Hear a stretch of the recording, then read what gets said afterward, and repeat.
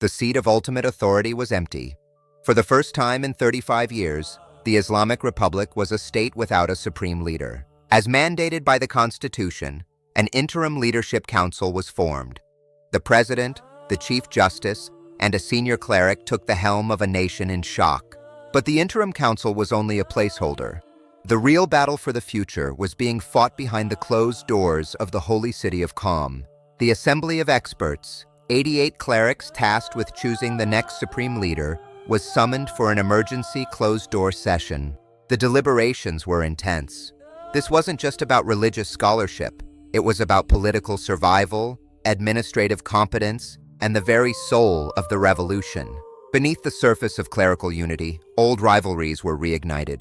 Conservative hardliners, pragmatists, and the security elite each gamed out their next move. One name loomed larger than any other: Mojtaba Khamenei.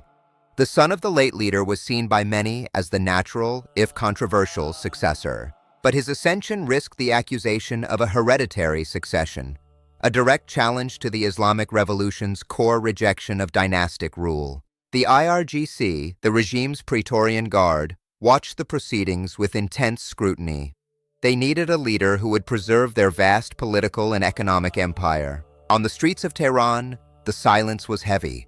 The public, weary of economic struggle and repression, waited to see if the transition would bring change or more of the same. Behind the scenes, the assembly of experts assessed the candidates. Scholarship, experience, and loyalty to the Velayat-e-Faqih were the metrics of the day. The Constitution mandated a new leader as soon as possible, but the process was designed for deliberation, not speed. The Republic's stability depended on a consensus. Global capitals watched the vacancy with a mix of anxiety and hope. A new supreme leader could double down on defiance or seek a new path of engagement.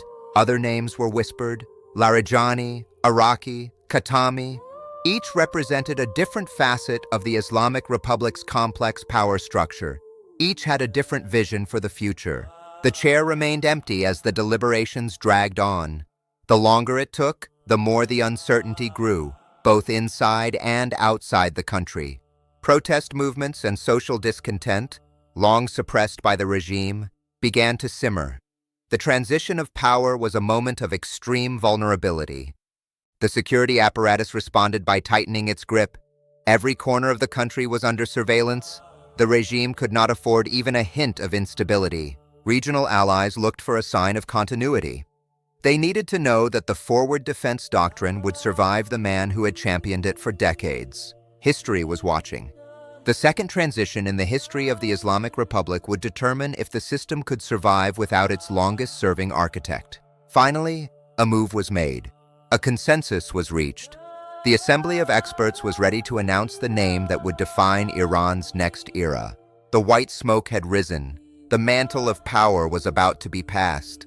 But the man chosen would surprise the world and redefine the regime's future. The successor was named. But the choice would trigger an immediate and unprecedented challenge to the regime's core identity. Next, we examine the rise of Mojtaba. Part 4. The Rise of Mojtaba.